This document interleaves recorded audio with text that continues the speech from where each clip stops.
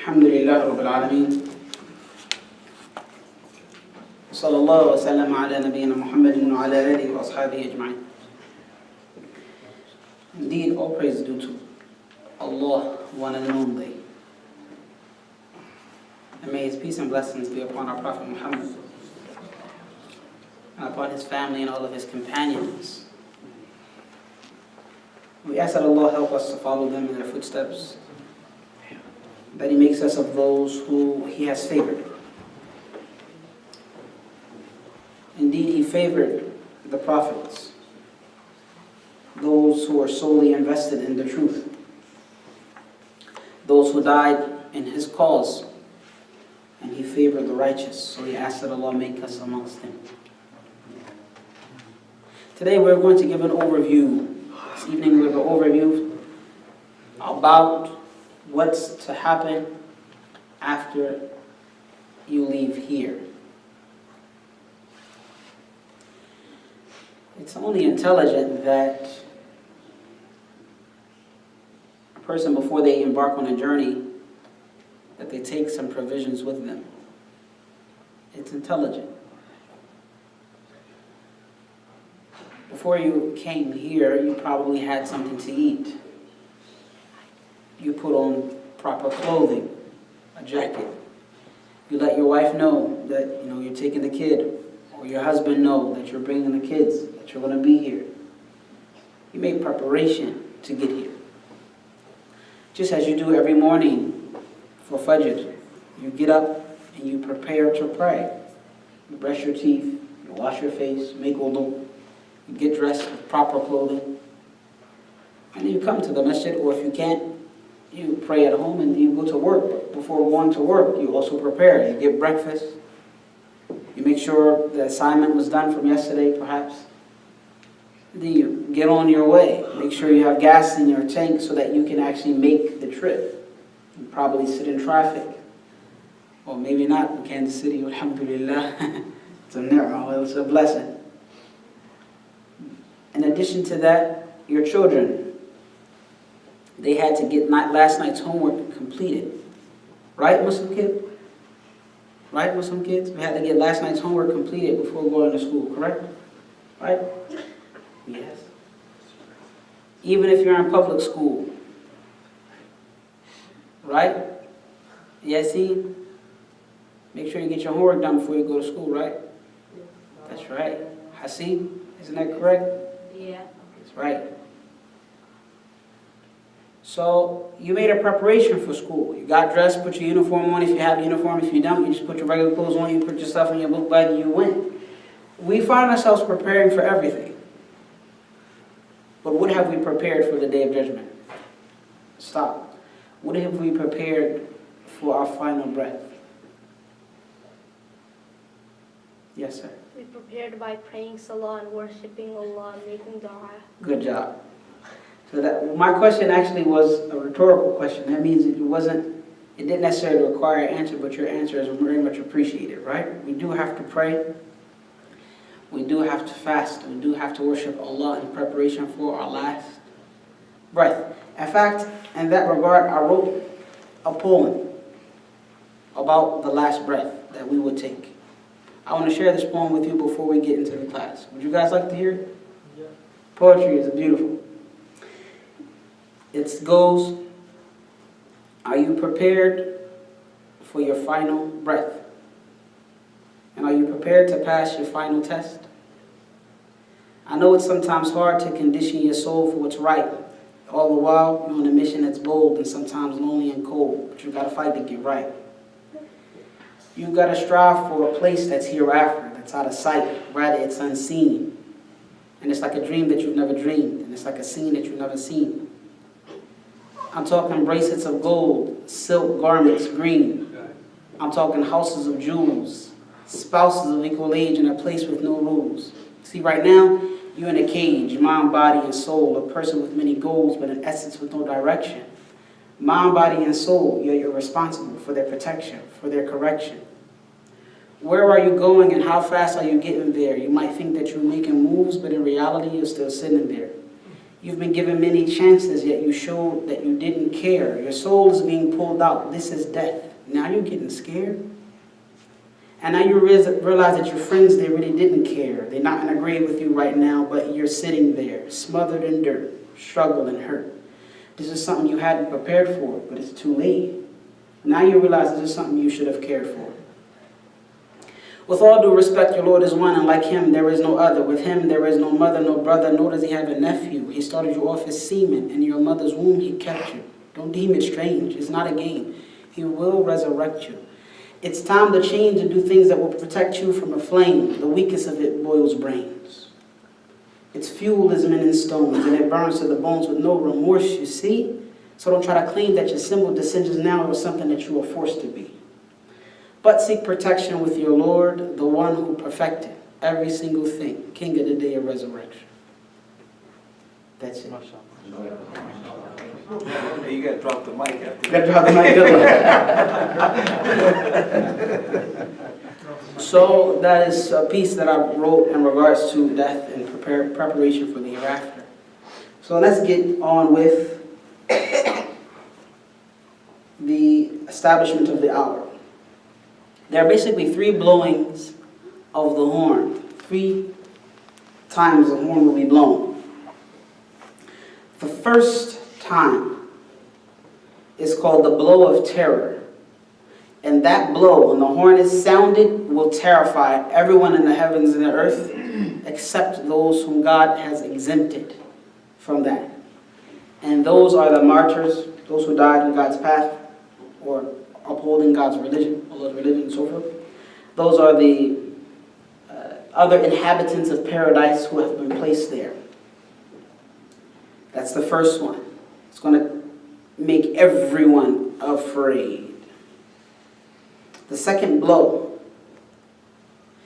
is called the blow of extinction. Everything in the heavens and the earth will cease to exist, except those things that Allah had exempted. And those, as we said, are the people who are already placed in paradise and whoever else Allah had exempted from that. The third blow will be the blow of resurrection,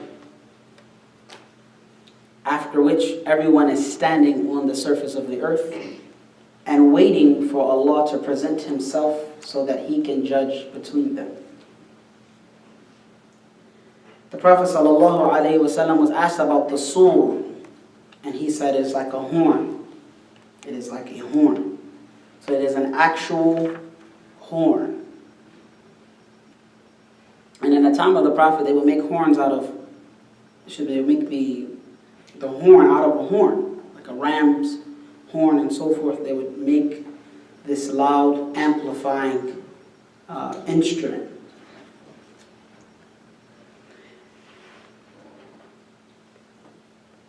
When the third blow of the horn is blown, Israfil, the angel who blows the horn, will call upon the people. He will say, rotten bones, crumbled joints, and torn flesh, and scattered hair. Allah commands you to reunite to be judged. It is also said that Israfil will blow on the horn while Gabriel will call upon the people who had been deceased. Some scholars believe that there will be 40 years between the second blow, which is the blow of extinction, and the third blow, which is the blow of resurrection. In fact, Abu Hurairah narrated that between the first and the second blow, between the 2 blows, are 40. And people asked him 40 days. People asked him 40 years, and he did not answer.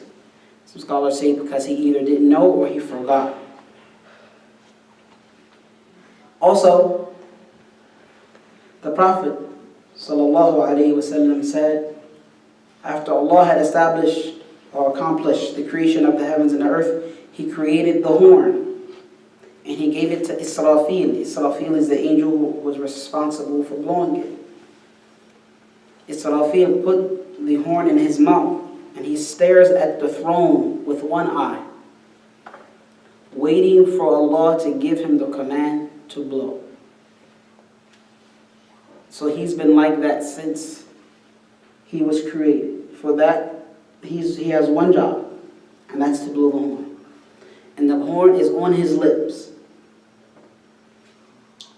And he is waiting for Allah to give him the command, and he will blow it. That means if he was created 10 billion years ago, that's how long he's been waiting. He doesn't get tired, he doesn't need food, he doesn't need drink, and he does not get distracted. He's waiting. So as you and I are sitting here, he's waiting for the command so that he can blow the horn and fulfill his purpose. Abu Hurairah asked the Messenger of Allah, what is the sur? And he said, it's like the horn. Abu Hurairah said, what is its size? Prophet Muhammad said, it is so great that one of the rings or circles around it is as wide as the heavens and the earth itself. It will be blown 3 times. The first blow will be a blow of terror. The second blow will be the blow of extinction. And the third blow will be the blow of resurrection. Allah will command Israfil to blow for the first time. And he will command him by saying, sound the blow of terror. Again, the point of that blow is that everyone who exists on earth will know that all of the fleeting desires that they chased are no longer worthy of their time. The same fleeting desires that are chased today will be the same on that day. But those people will realize for sure that it's no longer worth it. Even the Prophet said, the horn will be blown while a man has taken a morsel of food to put it in his mouth. The hour will be established before it reaches his mouth. The horn will be blown, or the hour will be established between the time it takes 2 men to agree on the price of a cloth. And before they get a chance to fold it up, and he gives the seller the money, and the seller gives him the cloth, the hour will be established. And the hour will be established while a man goes to tend to the basin of water that he uses to give his camel drink. He will go to tend to it, to fix it. And before he's given the opportunity to give them water, the hour will be established. Just that fast. When Israfil blows the horn, all of the inhabitants in the heavens and the earth will be terrified, except those whom Allah has exempted from that. Allah will command him to prolong the blow so that Israfil will prolong it without feeling any fatigue. Can you believe this is all he was created for? To blow that horn. And he will continue to blow it without feeling tired. And Allah said in the Quran, and do these disbelievers await nothing else than one blast of the horn? Because there will be no delay. After that, the mountains will pass away like clouds and become as if they are a mirage. What's a mirage? Tell me what a mirage is. You see water. He said you see water. As if you're seeing. As if you're seeing water. Explain that to me. Which one of the youth going to explain that to me? As if you're seeing water. Go ahead, Matt. Like an illusion, an optical illusion. Like an illusion. That's right. So you have noticed on a very hot day while you're traveling, you see the asphalt, the black asphalt, and you see it from the distance, the farthest distance, where it kind of cuts off, this roll cuts off, you see it like waving like this, as if it is water. And as you continue to go forward, it keeps disappearing every time you come to it. That's when the mountains will be a mirage, he said. And the earth will be extremely shaken like a loaded ship at sea being hit with big waves. And he said, or it will be like a chandelier that is suspended from a ceiling while being hit by strong winds. That's how much the earth will be shaking. And then he said, the blow is mentioned in Allah saying, on a day when the blast or the horn will convulse, and it will be followed by a subsequent convulsion. It will convulse one time and then another. Then the earth will lose its gravity so that people will lose their balance and move side to side. At that time, every nursing mother will forget her baby, and every pregnant female will drop her load. Meaning, before it's even time to let for the birth to happen, that woman and those females will drop their loads. Children will turn instantly white-haired, and the devils will flee out of terror. The devils will reach the horizons of the heavens and the earth, and the angels will meet them there and smack their faces. People will therefore turn their back, calling each other. And then he said, this is the blow mentioned in Allah saying, on the day, or the day of calling, the day you will turn your backs fleeing, there is not for you any protector that will protect you from Allah. While in that state, the earth will gradually break in all of its territories. And people will witness this terrifying situation. Then they will look at the skies, and it will be like murky oil, and it will start to crack open in multiple places. Prophet Muhammad said, the dead will not hear or experience any of this. The dead, if they had already died, they will not experience the establishment of the Day of Judgment. He then said, the martyrs also, those who are alive with your Lord, those who die in the path of God, they will also be protected from experiencing this scene of the establishment of the Day of Judgment.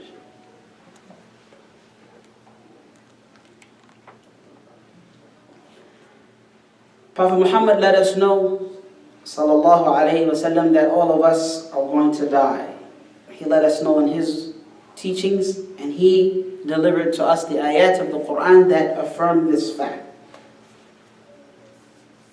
I'm going to paraphrase this long hadith about what happens to us when we die. The Prophet ﷺ said, I seek refuge with Allah from the punishment of the grave. And he asked Allah to protect him from the punishment of the grave 3 times. And he said, when the believer is about to transition from the worldly life to the afterlife, angels come down from heaven for as far as his eyes can see with a shroud. What's a shroud? What's a shroud? Piece of cloth. A piece of cloth. So if you've come here to our facility, you've seen that when we pray over our dead, we wrap them in this white cloth. That's a shroud. So the angels from heaven will come from heaven with a shroud and musk and fragranced shroud. And this person, the believer who is about to die, he's not died, she's not died yet, but about to die, that moment before the soul is taken out of their bodies, they will see these angels with really bright faces. And they will sit for as far as his eyes and her eyes can see. And they will say, O good soul, depart, meaning leave this body, to Allah's forgiveness and Allah's satisfaction. Meaning if you and I are good individuals, this is how the angels will address you. Depart, leave this, good soul, leave this body. Where are you leaving to? To Allah's satisfaction. To Allah's mercy. Honestly, as Allah said, Subhanahu wa rahmatu, na'am, Allah said, the point is, خَيْرٌ مِمَّا يَجْمَعُونَ, which is basically what is with Allah and Allah's forgiveness and so forth is much better than what they amass. When he said what they amass, he's talking about those who insist upon rejecting his signs and his prophets, and they go about amassing wealth after wealth and status after status. God said that his forgiveness, لَمَغْفِرَةٌ مِّنَ اللَّهِ وَرَحْمَةٌ خَيْرٌ مِّمَّا يَجْمَعُونَ. Allah said, surely Allah's forgiveness and his mercy is better than what they hoard and what they gather for themselves. So a person, the believer, when he leaves and when she leaves this world, she's leaving this world to Allah's mercy and to his forgiveness. So it's something to look forward to, isn't it? Especially if what Allah has for us as believers is much better than what the people here amass and fight over and kill each other over. So Prophet Muhammad said that the soul will flow out of this body like a drop flows out the tip of a jug. Easily. He then said that the angel of death will take the soul. Once the angel of death grasps the soul, the angels do not leave it in his hand for more than an instant. They will take it immediately, they will wrap it, and the most pleasant smell will come from this individual. Afterwards, the angels will go to the heavens with the soul along with them. And every time they pass by a group of angels, those angels will say, who was that with this really beautiful smell? Really beautiful scent. And the angels who are carrying this individual will say, this person is so-and-so, the son of so-and-so. And he will call him, meaning those angels will name him and her by the best names that they had in this world. So the famous person, the celebrity, is the one who was celebrated by Allah. Celebrity, the famous one, is the one who was celebrated by the angels at this moment. Want to be famous? Be famous in the hereafter. So then, the door of heaven will be open, and the best of the residents of every heaven will then accompany this believer to each level of heavens, one after one after one, until it is brought to the highest heaven. And Allah will say, list my servant in the record of Illiyun, of this high registry. There's a registry for the believers. And I hope you and I will fit this registry. He said, because I've created them from it, meaning the world, and I will return them to it, meaning the world, and I will bring them out again from the world. Then the soul will be rejoined again with its body. Then two angels will come, and two angels will interrogate this individual. Prophet Muhammad said that this interrogation that the believer experiences is like the trial of the Dajjal, or worse than the trial of the Dajjal. That means the trial of the Dajjal is not a simple matter. If even being interrogated by those two angels is as bad as the Dajjal's or the Antichrist trial, as bad or worse, then you and I will only be able to answer if we have been granted success to live by the answers here. What we do here will carry on to the next life. What we believe here will carry on to the next life, and in this crucial moment, the believer will say, when he's asked, who is your Lord? Meaning, who do you worship? He's going to say, I worship Allah, or God Almighty, the one and only. He's going to say, what is your way of life? What is your religion? He's going to say, my religion is Islam, submission to God. And he's going to say, what do you know about this man, Muhammad? He's going to say, he is the messenger of God. Upon that moment, Allah will shout out to him, or a sound or a voice will come from the heavens, my servant has told the truth. open for them a window to paradise and make their grave expand. So that means the person in the grave will not be going to paradise, but that person will be able to see their place in paradise. And the cool breeze from paradise will come to them, and their grave will be expanded and spacious. Just like you like a big room in your home, you and I should, invest in a big room in the grave. So then a person will come to him. If it's a woman, then a woman will come to her. If it's a man, then a man will come to him. The most handsome and beautiful person they had ever seen before, with the best clothing and the sweetest smell. And this person is going to say, congratulations for what pleases you. I give you glad tidings, good news of what will please you. This is the day that you were promised. The person who had been deceased will ask, who are you? And this individual is going to say, I am your good deeds. I am your good deeds. So what the good that you and I do will become a human being or a person or a figure, and it will be the most beautiful you had ever seen and experienced. And that person will say to you, I am your good deeds. So all of your prayer, all of your listening to your parents, all of your patience, all of your spending on your children, all of the diligence that you time that you spend will say, I am your good deeds. This person is going to be so excited, and I hope that this person is you and I.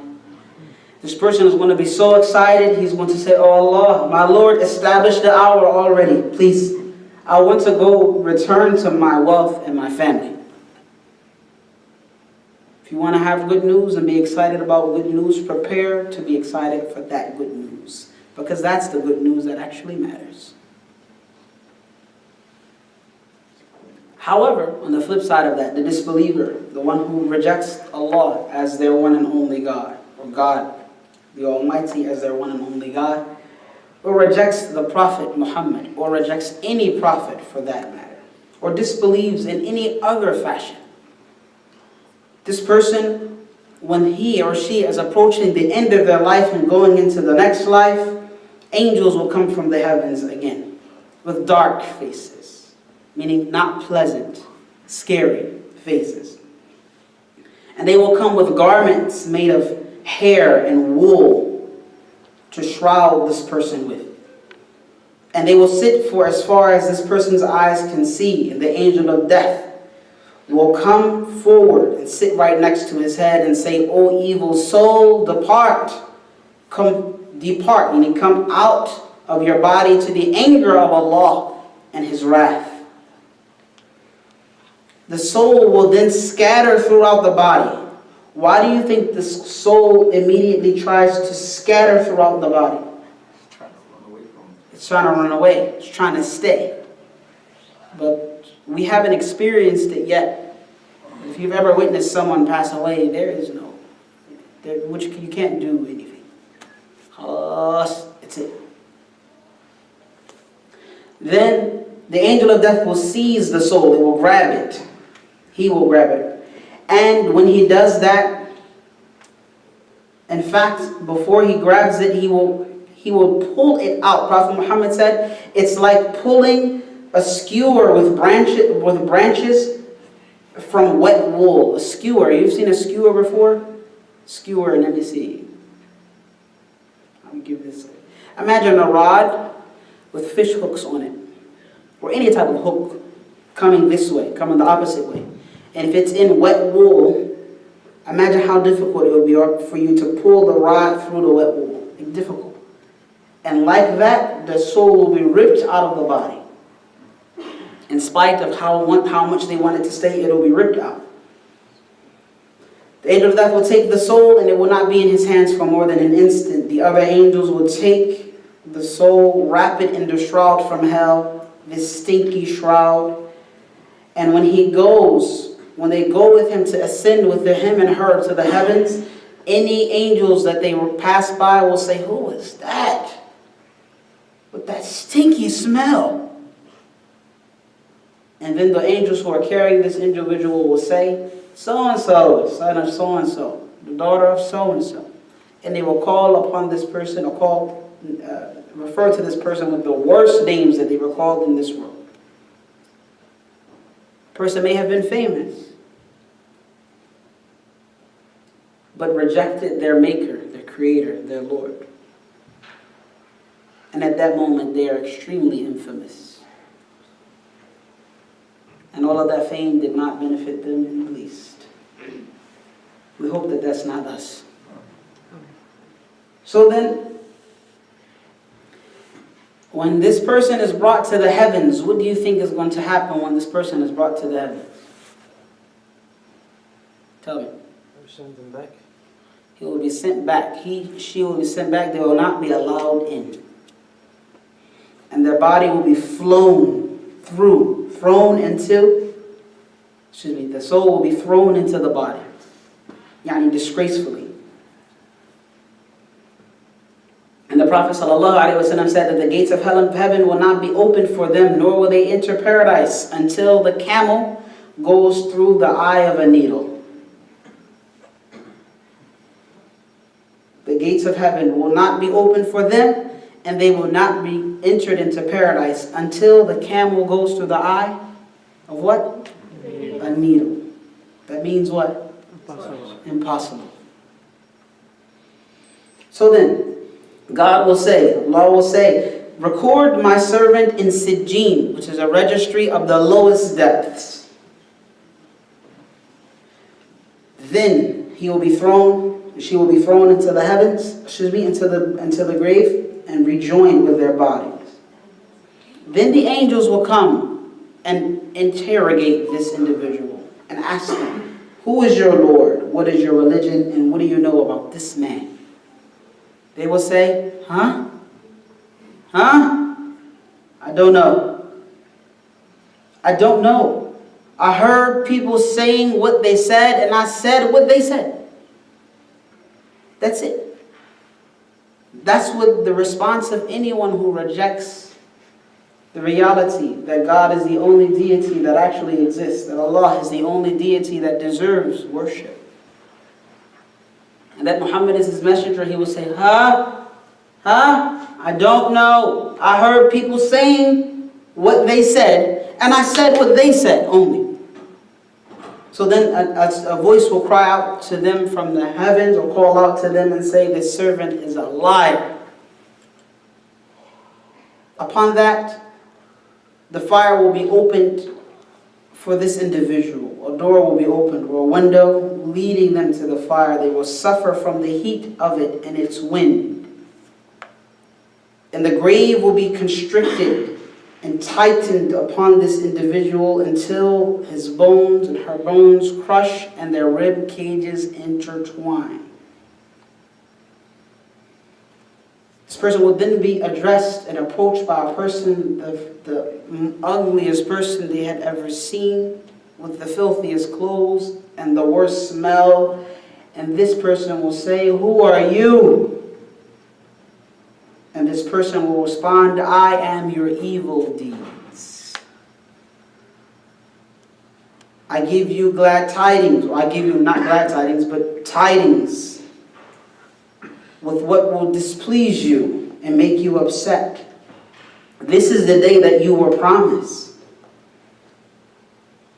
And then this person will say, my Lord, please don't establish the day of judgment.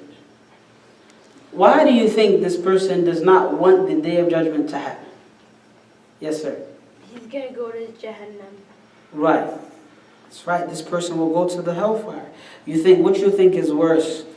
The hellfire or the grave? Hellfire? Definitely. Because this person only gets a window and breathes from hell, but they don't get the punishment of hell itself until they enter it. May God save us all from it.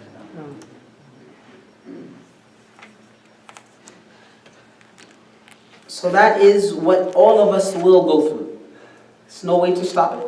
There's no way to avert it. There's no way to delay it. When your time comes and my time comes, it has come, we will pass and we will go through this test. We will go through this journey, and we probably will remember this sitting of ours. we'll remember this gathering. And if we prepared for it, we'll be happy with what we prepared with. And if we did not, we will be regretful. May God save us all. Yes, sir. I have a question. So, what if, like, someone, he knows, like, everything. He knows who Allah is, he knows the Muhammad, and he knows what's going to happen. And, like, in the dunya, he's, like, acting like he's doing a lot of bad deeds. But when it comes to the angel, he knows all the stuff. So he says, my religion is Islam, Allah is my Lord, so Muhammad sallallahu alayhi wa sallam is a messenger. What's going to happen to him? It's a really good question. Great question. Isn't it? Aren't you all proud? Where are your parents, son, so I can kiss their heads? So, this young man, he said, basically a person knows all of this stuff, but they don't practice. So then they wait until this happens and they answer the questions. The reality is, if they did not live, if you and I do not live by this, we won't be able to answer it. It's not about what you know. It's about how you behave. We have to really believe in it. If we have a doubt, go ahead and remove the doubt.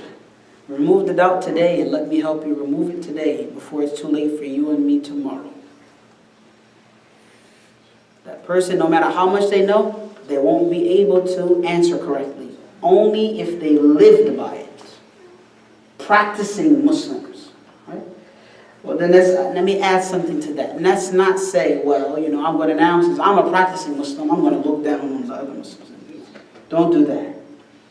If you're a practicing Muslim, Allah has aided you to obey your parents and listen to your parents the first time they asked you to do something. And Allah has aided you to be kind with dutiful conduct.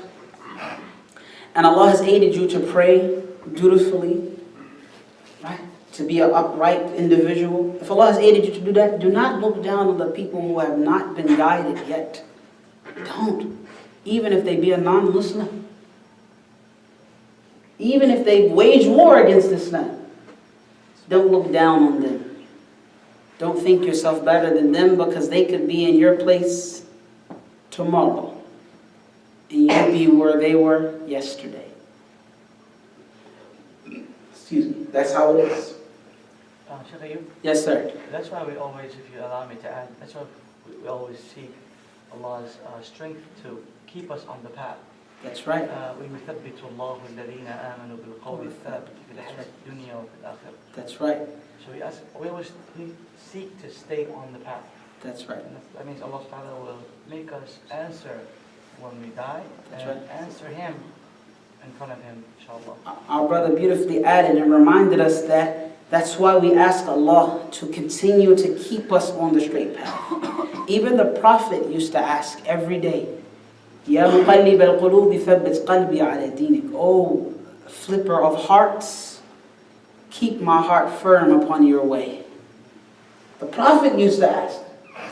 And he was the one who Allah already promised to forgive all of his sins. But he still asked Allah to keep him on this religion. So what about us? We have to ask Allah to keep us firm and to keep us prepared. What are some of the things that will cause the torment of the grave? There could be generally disobedience of Allah and His Messenger. To not follow through, to not be an upright, stand-up individual. But the Prophet ﷺ also gave us specific types of punishment of the grave. And he mentioned that the person who goes around and spreads gossip to separate people, slanders and lies, they will be punished in the grave for that. The one who did not properly save themselves from their urine when they use the restroom.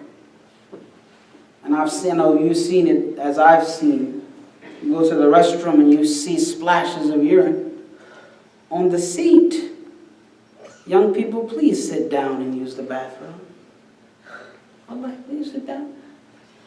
Even worse than that, it's on the floor. Do you think you saved yourself from your urine? No, it's all over your clothes. Just sit down and use the restroom. Because a person will be punished in a grave just because they did not protect themselves from their urine. They were careless, just putting it anywhere and everywhere and soiling their clothes. He also mentioned that a person will be in the grave for not purifying himself with wudu, as well as a person who passed by somebody who was being wronged and they did not help them. That person will be punished in the grave. He mentioned specifically. He also said that the person who recites the Quran at night but does not act upon it in the daytime will also be punished in the grave. May Allah save us. He also mentioned the adulterers and adulteresses, those who commit fornication and adultery, those who have premarital intercourse. If you want to, which you will, inshallah, have the desire to be with the opposite gender, the only way out is through marriage. That's the only solution. Premarital intercourse, a person will be punished in the grave for that. Those who deal with interest and usury, as well as those who show sluggishness in performing of the Fajr prayer, will be punished in the grave for such offenses. We ask that Allah save us. In addition to that, those who refuse to pay zakat, and those who go around stirring up discord and hatred amongst people, as well as arrogant people, hypocrites, slanderers, and backbiters, all of them will have certain punishment in the grave. My question, why are you being punished in the grave? Why is a person punished in the grave? Why do you think? Yes, sir. So they won't be punished afterwards after the Day of Judgment. So you mean that even the punishment of the grave, if you're a believer, the punishment in the grave is still a mercy? Indeed. Because if you go through a headache and a fever and a cough and you stubbed your toe and you went through stress and you went through depression, which is real, by the way. People really go through depression. All of these harms and difficulties of this world. You lost a child, you lost your job, you lost your wallet. All of these difficulties in this world, you go through that, Allah is removing your evil deeds. He's taking from you to give to you. And whatever is not covered from the difficulties of this life will be covered in the grave. So that when you meet Allah on the Day of Judgment, you are clean as a whistle. And whatever was not covered in the grave, a person will be placed in the hellfire for as long as is necessary to clean them and purify them of their offenses, their sins. And if they had done, as long as they did not associate with God something else, attribute to God that which was not appropriate, make partners with God, as long as they did not do that, they are going to come out of the fire. As long as they did not do that and they followed the prophet that was revealed, that was sent to them, they will be pulled out of hell. The person who associates with God other than Him, to say he has partners or rivals or equals or counterparts, that sin will never be taken from them, no matter how much punishment. That's how grave it is. That's how extreme that offense is, to disbelieve in God. It's such an extreme offense that no matter how much they suffer in the fire of hell, they will never be purified. Never be nullified. There you go. I was looking for a word. I was trying to find it. It will never be nullified. It will never be canceled out. Well, you might say, well, why is a person going to hell all the time? He only spent 20, 30, 40 years here. The response, what's the response? If somebody says to you, hey, what do you mean this hellfire? Why is a person going to hellfire for eternity? What have they done to deserve eternal damnation in hell? What have they done? What are you going to answer? Yes, sir. What do you think? They're probably going to answer, he's not been praying Salah, he's been downing Allah. Okay, he's not been praying Salah, downing Allah, disrespecting Allah. How else? What else do you think? What's the logical reason that this person is in hell forever and they only live for 40 years, 30 years, 20 years? Logical reason. Guys ready? Okay. Sisters, go ahead, please. I'm sorry, I can't. Give me if you have a logical reason, I'm about to give it to you. The drum roll is here. Look. The logical reason, go ahead. How? Because they do haram stuff, not because they do things that are not allowed. The reasoning is, Had they lived forever, they would have disobeyed and disbelieved forever. This is just a trial. You know how you get the video game before you buy it, they let you try it out? A free trial? That's what this life is. It's a free trial. It's a simulation. It's not real life. No, real life is in paradise, in heaven. This is not real. This is a simulation. This is a practice run. If you and I are successful here, if we believe in God, that means we would have believed in Him forever. Nothing would have ever gotten you from disbelief. You would have lived for 1,000 years or more like Noah did, and you would have prayed every prayer, every day on time. You would have fasted every Ramadan. If he lived for 2,000 years, and 3,000 years, and 4,000 years, and 5,000 years, and 20,000 years, and 1,000,000 years this person lived, they would have prayed every day. They would have wiped that sleep out of their eyes for Fajr every morning. They would have been dutiful to their wives. They would have been dutiful to their children. They would have been upright individuals every day. So they get paradise because they passed the test. You see? That's the logical reasoning. What about the resurrection? Some scholars say, in explaining Surah Al-Zumar, that Allah will reign, as the Prophet, as Abu Hurairah radiallahu anhu mentioned, that Allah will allow the earth to be rained upon for 40 days until it becomes 12 cubits high, which I don't know what 12 cubits are, by the way. Basically, the rain will be high enough that at that time Allah commands the bodies to rise from the earth as vegetation grows.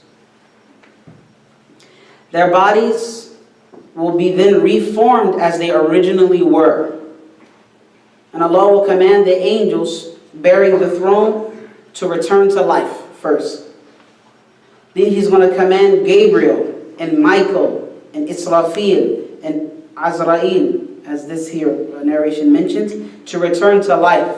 After that, Allah will command Israfil to hold the horn, put it in his mouth, and call the souls. The souls will then come. The souls of the believers will be shining with light, and the souls of the disbelievers will come in darkness. Israfil will grasp all of those souls, put them in the horn, and Allah will order him to blow the blowing of resurrection. Have you noticed that Israfil is not doing anything before Allah commands? Amazing individual. Amazing. Then, when he puts the souls into the horn, what do you think he's going to do? Blow it. When he blows it, all of the souls will come out and fill the expansion between the heavens and the earth. It will come out as the bees come out of the beehive. And Allah will say, I swear I'm going to return every soul to its rightful owner. When it returns to your body, it will go in through your nose and spread out through the rest of your body. Then He will order the earth to break away from you, and you will be there standing. Prophet Muhammad said, I am the first one to emerge from earth, and you will come out from the earth hastily. You're going to be on the move. You're going to be going fast.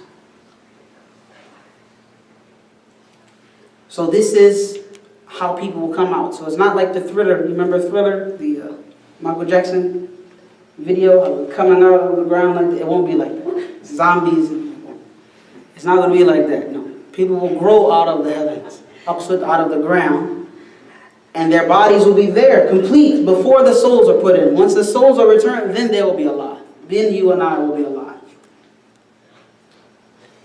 There's only one bone that the earth cannot destroy or devour. One bone. All of the other bones can wither away with time and be consumed by the earth, except one bone. What is that bone? The tailbone. The tailbone, the coccyx bone. It is at the base of the tail, the spinal cord. From that, you and I will be recreated. It's like a seed, like a mustard seed. And from that, you and I will be created. We will be grown out of the earth yet again.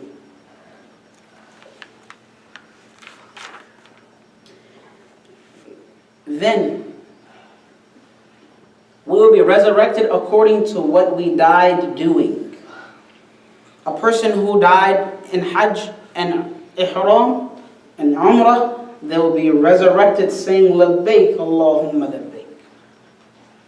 The person who died in sujood and prostration to God, they will be resurrected in sujood. The person who died helping the poor and the needy and looking after the needs of the widows and the orphans will be resurrected with that good action. And the person who dies drinking and smoking and fornicating and disrespecting, disobeying their parents, they will be resurrected with that evil deed.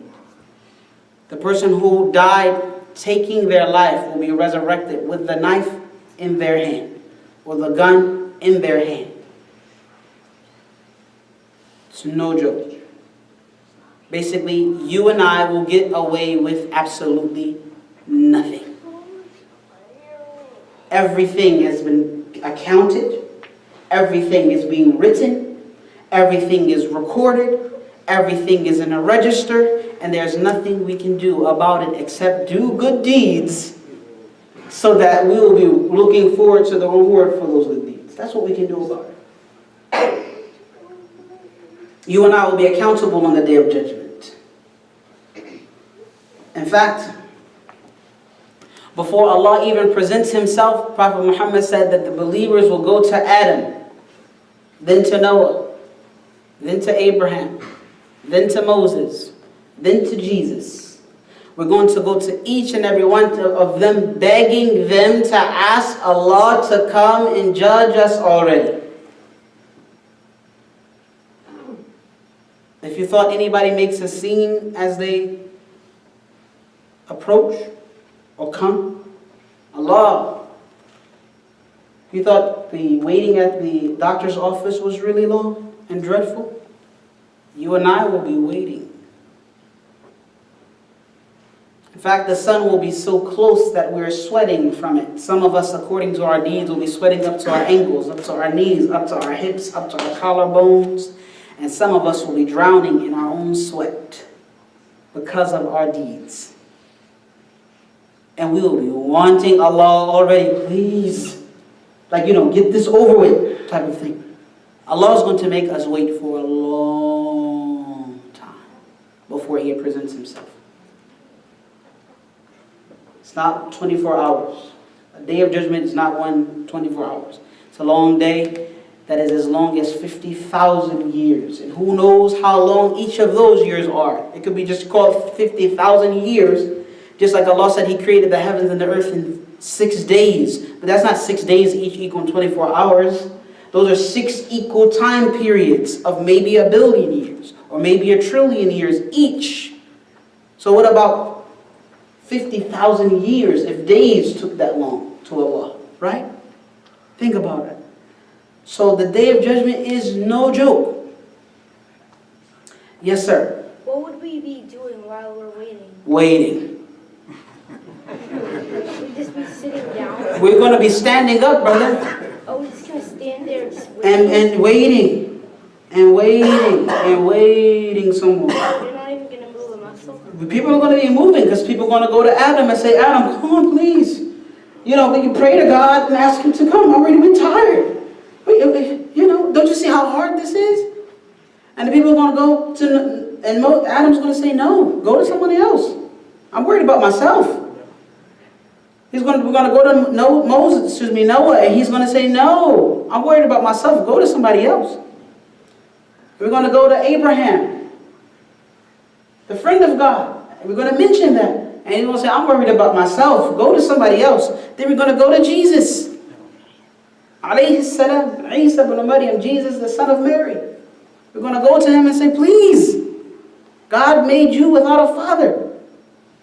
He breathed your spirit into Mary. We're going to mention all these good things about the Prophet. Please pray to God and ask Him to come. He's going to say, go to someone else, go to Muhammad. Then we'll go to Muhammad. And Prophet Muhammad will stand up like a champion. like a champion for you and for me. بِيَدِهِ وَلِوَاءَ الْحَمْدِ alayhi salatu wassalam. In my hand is the banner of praise on the Day of Judgment. The banner of praise, alayhi salatu wassalam. He's going to be carrying it and he's going to say, Ana laha, I'll do it, I'll do it. And he's going to prostrate before Allah. And then Allah is going, and he said he's going to mention praises that no one else has praised God with before. And he didn't even know it. He said, I don't even know it at this time, basically. At the time that he's telling us a story, God is giving him a sight into the future. And he didn't know the prayer at that time. He said, but I will know it then. And he's going to praise God. Only the praising of God will allow him, or will give us the permission for us to see him and for us to be judged. So why do we wish to displease Allah? Why do we wish to disobey Allah subhanahu wa ta'ala? So he's going to prostrate and eventually he's going to lift his head. Allah is going to say, ask intercession, you'll be granted. Ask whatever you need, you'll be granted. And the first thing off of his lips is ummati. Ummati. I'm concerned for my people. I'm concerned for my people. Guess what? He was talking about you. That's his concern on the Day of Judgment. But what is your concern today? I hope Allah will include me with you all. So then, God will present himself. And everyone will faint. We can't bear it. The carriers of the throne will carry it. And Allah will be beyond all of his creation. And then, the first one to wake up will be Muhammad. And he will see, sallallahu alayhi wa sallam, he will see Moses holding on to a portion of the throne. And clothed, fully clothed. And he said that I do not know if he woke up before me or if Allah spared him from fainting because he already fainted before on the mountain. Remember when Moses said, oh Allah, let me see you? And Allah said, you will never be able to see me, but look at the mountain. If it keeps its place, then you will see me. So when Allah revealed himself to the mountain, it crumbled instantly. And Moses fell over, fainted. So Muhammad said, sallallahu alayhi, I will not know if he woke up before me or if Allah spared him because he already fainted the first time. Then the records of deeds will be presented. All of what you and I have done. You think recording devices are awesome? Allah has scribes, writers, accountants. One on the right, one on the left.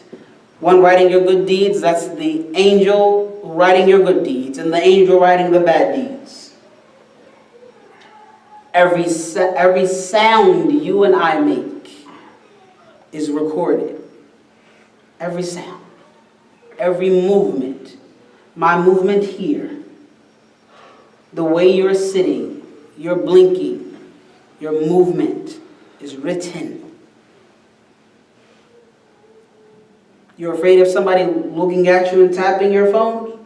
Forget about it. You've been recorded since you came out of the womb of your mother. Since then, every single moment recorded. And the angel who is writing your good deeds is authority, has authority over the one writing your bad deeds. So when you commit a sin, he says, give him time, give her time, don't write it yet. So they can repent. So should you then use that and say, yeah, I got time now. I'm going to do this evil deed. I got time. Don't do that. Don't play with the deed. Allah gave you concession to have mercy on you, not so that you use it to commit more transgression and commit more sin. That's not why Allah gave you concession. He gave you concession. He gave me concession so that He can have more mercy on us. So that if we deserve the fire, then that means we really deserved it. You remember, one good deed is how many? 10, and that's at least. One good deed is what? 10 at least. It can go many more than that. How many evil deeds is one evil deed? One. So you already get buy one, get 10 free. I mean, you get 9 free already. You do one good deed, you get 9 free. And then you do one bad deed that's only equal 1. Right?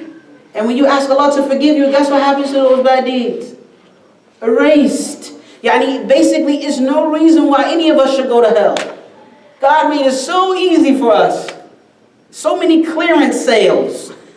Wallahi, so many.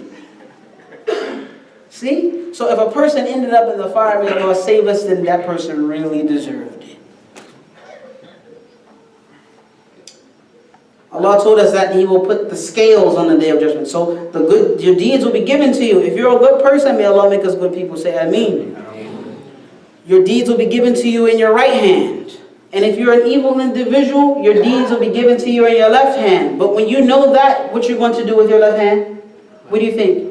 Hide it. Where are you going to hide it? Behind your back. Guess what? The book's going to go through your stomach, and you will be grabbing them in your left hand. And this person is going to say, oh, I don't want to read this book. Read your deeds. He's going to say, I don't want to read this book.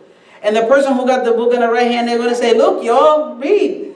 Look what I did. It's like getting good grades on a report card. Especially when you know auntie and uncle said they're going to give you $10 per A. Right? You're going to go to their house tomorrow and say, here's my look, all A's. Right? That's how that person's going to be so excited. Then your deeds will be weighed. Good deeds and bad deeds. If you're out, remember we said you get 10 good deeds. When you commit, you get 9, basically 9 more automatically. That's automatic. As long as Allah accepts it, it's going to be at least 10. According to your sincerity, it can be much more, as the Prophet said. It can be 10, 20, 30, 40. It can be 100. It can be as much as you like it to be. And as much as you and I strive to make it.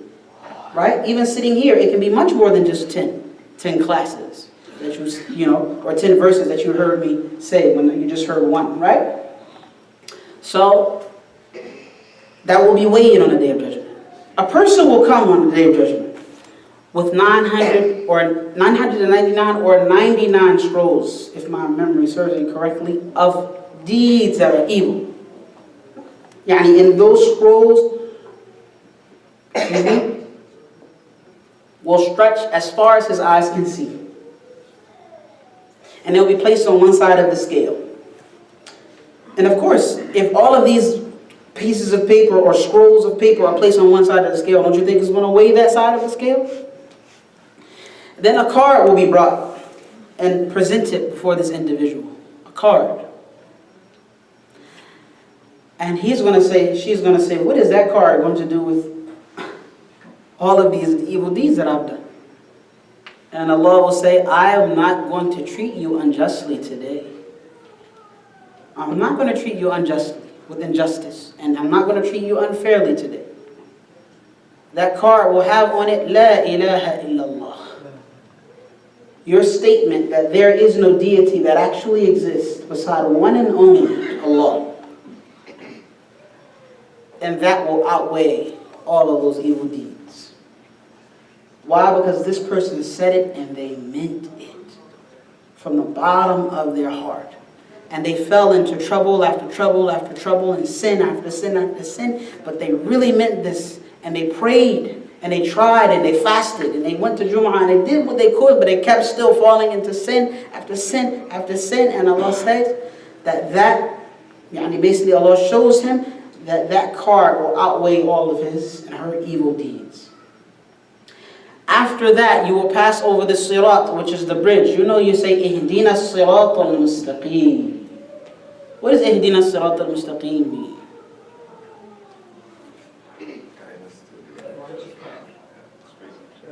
So when I said righteous path, okay. Ihdina sirat al-mustaqim is guide us to the straight path. It's more accurate than righteous path. Guide us to the straight path. That's a path that is figurative in this world. It means to practice the teachings of the Prophet ﷺ through the Quran and the Sunnah. That's straight path. If you and I walk on the straight path today, we will zoom on that path tomorrow.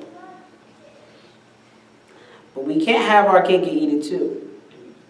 We cannot think that we're going to do in this world what we want and come out on a day of judgment having profited from our investment. Absolutely not.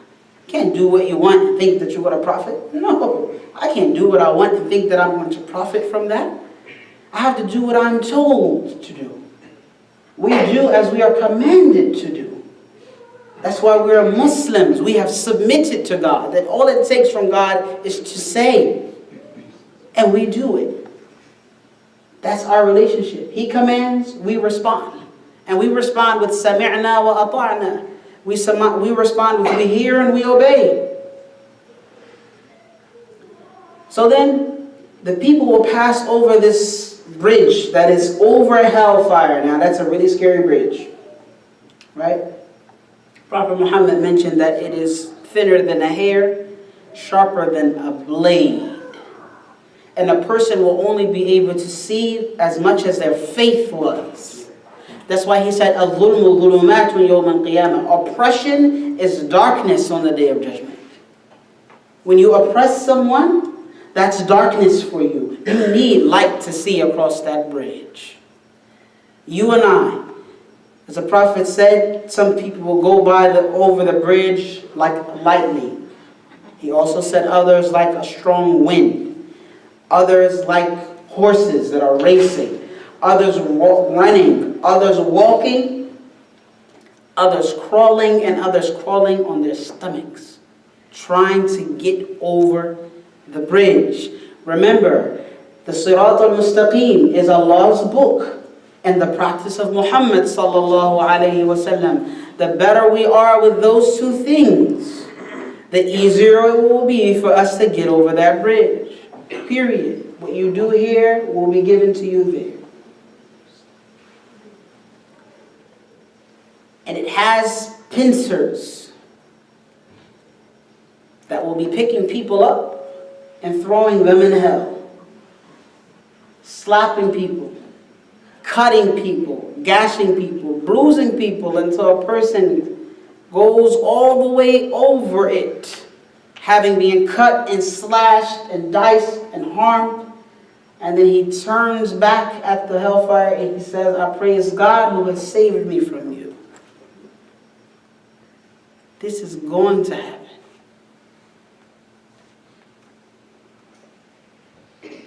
Also, the Prophet has a fountain on a day of judgment. What is that fountain called? Kawthar. Allah said that I have given you Kawthar. Prophet Muhammad sallallahu alayhi wa sallam described that this fountain or pond it'll take a person 30 days. It's so expensive that it takes 30 days to pass over. And that's 30 days in the old times, right? Riding camels and donkeys. That's how long it takes you to cover the distance of this pond or water basin. And also, he said its cups are like the stars. Scholars say that they're like the stars in numbers. That's how many cups that there are, and that's how beautiful they are. And he said that he will be welcoming people. This is before you enter paradise. You're going to drink from this river or this water basin. He'll be welcoming people. He'll be welcoming people, and he'll see other people being turned away from it. And he's going to say, "Ummati, these are my people of my nation." And then the angels are going to say to him, sallallahu alayhi wa sallam, "You do not know what they innovated after you. What they falsified after you. They changed and they distorted." Meaning they changed and they distorted the teachings of Muhammad sallallahu alayhi wa sallam. So it's important for us to educate ourselves with this deen of Islam and try our best. I mean, even you might be progressive. In fact, you are going to be progressive in your understanding of Islam. You're going to get better and better and better. But he's talking about the people who adulterated and perverted and twisted and distorted the religion to their own desires and innovated in it. I mean, innovation here for our guests means not like positive innovation, like you know, make a light. It means heresy, basically. Heresy. A person then innovates in the religion they will be taken away from it. And then some scholars say that they will be eventually brought back to it to drink from it. So their being taken away from it is a punishment for them and a humiliation, but they will be brought back to it. Then the people will enter paradise, and the people will enter hell. Of course, people will be entering hell in many different ways. If you want more description, then this book that I showed you last week, the book of the end, has so many details, all of the details about that. This one I'm reading here is summarized. So then, people will enter paradise and people will enter hellfire. The people who enter paradise and hellfire will have had resided or returned to their places of residence. And then a caller will have a ram between the heavens and hell. And it will be half black, half white. And it is death itself. God will take death and make it into a ram. Then he'll call out this person, or this angel will call out to the people of paradise, and they will look. And he will call out to the people of hell, and they will look, and he will slaughter death. Death will die. And he will say to the people of paradise, everlasting life without death, ever. And he will say to the people of hell, everlasting life without death, ever. And the people of paradise will be increased in their happiness and their joy and their glee. But what do you think the people of the fire will be experiencing? More regret on top of the regret that they already had. We're going to open the floor now for questions. Do I have any questions from our sisters? So our sisters go first, because I always seem to squeeze them in at the last moment. Please let our sisters go first. No questions. Like, brothers, have any questions? Yes, sir. Just to piggyback on the kid's question, those Muslims that are destined for Jannah but will go to Adab first, would they be able to answer the question of the grave correctly or not? Those people who, our brother asked, those people who are destined to be punished in the grave, and punished in hellfire first before they go to paradise, are they going to be able to answer the grave? Answer the questions in the grave? When I look at the fact that even the Prophet said that the hellfire will burn a person, everything except his prostration marks, his places of prostration. That means his forehead, his hand, his 2 knees, and his ankle, his feet. And they mentioned some people will be in the hellfire up to their ankles only, and some to their knees only. This means that these people will be able to answer those questions. These people prayed, they fasted, they did what was necessary, but they did not repent from major evil deeds. The issue is major evil deeds, like killing someone, or stealing, or fornication, or intoxicants, or disrespect to parents, or so forth. Leaving the prayer. They had some prayers and other ones they left, right? So when they didn't repent from major evil deeds, they have to take a pit stop in hellfire first on their way to paradise. And these people, Wallahu A'lam, will be able to answer the questions correctly. So we have a lot of work to do, brothers and sisters. Yes, sir. Like I've heard before that if you're not feeling like, if you want like someone from Jahannam to come to Jannah, that Allah will tell the angels to take him to Jannah, right? Couldn't just people just like say to their closest friend ever, like say for example like he's gonna go to Jahannam and his friend's gonna go to Jannah, can he just like say to his friend, like, if you go to Jannah, can you ask Allah to get me in? And if I go to Jannah, I'll let Allah give me in. That's a good question. I like that he's planning. Can we just do that? So he's asking, he's looking out for his friends. He said, imagine, you can say, hey, brother, if you get there first, ask Allah to get me out. And if I get there first, I ask Allah to get you out. That's good. Look, bro, look, if you get there first, ask Allah to get me out. For real, and I got you. Well, you can actually make that deal in real life. Yeah, you can make that deal. What's wrong with that? But we hope that Allah won't send any of us there. But I hope if you get there first, don't remember, Don't forget me. Remember me, don't forget me, all right? May Allah preserve you. Love those questions. Any more questions there, brother? Yes, sir. What about the people of Araf? The people of Araf, that's a good question. Surah Araf, I believe Surah number 7.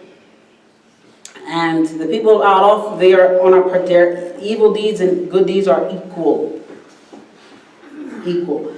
And they will be on a mound or of sorts between hellfire and heaven. They will see people of paradise and they're going to say, Allah, put us with them. And they're going to see the people of hellfire and they'll say, oh, Allah, we don't want to be with them. And Allah will have mercy on them and put them in paradise. So basically, if your good deeds outweigh your evil deeds, you're going to paradise. And if your good deeds and your evil deeds are equal, you're going to paradise. We cannot lose. Allah has made it, and there is no excuse for us not to get to paradise. Basically, that's how He's made it. Let me see if anyone else has something. Yes, sir. So if their deeds are equal, they will go to paradise? Yes, sir. But don't they have to wait till Allah decides where they should go? Of course, Allah already knows where and exactly they will go in paradise. But Allah will test them by being there. They will be waiting there until Allah says, go ahead and enter paradise. Paradise is not easy. Even when you get there to the Day of Judgment, you have to wait. It's a lot of all of these steps that we're going through and passing over the sirat and all of that just to get to paradise. It's even not easy once the Day of Judgment comes. It's not like you wake up and you get on a plane and you go and arrive in 2 hours. It's not. It's all the whole process. Let me see if we have any more questions for Sad, you got any questions? No? Okay. Yes, sir. Yes, sir. Sheikh, I wanted to clarify because I know we spoke about this before. The sirat is just for the believers that are going to be crossing. Yes. The sirat is only for the believers. You would not make it that far unless you believed in God. And some of them will be knocked off, of course, and placed into the fire. May Allah save us. Yes, sir. Last question. For the people of Araf who have the good deeds and the bad deeds weigh the same and they're sitting on the mountain, they're gonna ask to go to Jannah. What happened if the people they ask to go to Jahannam? Will Allah send them to Jahannam? Well, I promise you, bro, nobody's gonna ask to go to Jahannam. When they look at the people in the hellfire, they're gonna say, oh, Allah, please. Allah said in Surah Araf that they will say, "La taj'alna ma'al qawmi adh-dhalimin." Allah, don't make us with those individuals. We ask that Allah subhanahu wa ta'ala bless us on what He has given us. We ask that Allah increase us in beneficial knowledge. We ask that Allah join us upon La ilaha illallah Muhammadur Rasulullah. We ask that Allah help us to love one another as we love our own families and our own children. We ask that Allah subhanahu wa ta'ala allow us to continually have sittings like this and study and learn and trade and ask questions and answer. And we ask that Allah subhanahu wa ta'ala help us to die upon the statement that there is no deity that actually exists beside Him and that Muhammad is His messenger. And of course, I request that Allah allow us to read more. Say Ameen. If we read more and learn more, we'll be better and able to serve our society even better with knowledge and understanding. Anything that I have said in this series that is correct, then it is from Allah alone. And He is the one who deserves all credit for anything that I've said that is correct, but anything that I've said that is incorrect, and I apologize for that. That is from me and from Satan. May Allah guide us to what is straight. Wa sallallahu wa sallam ala nabiyyina Muhammad.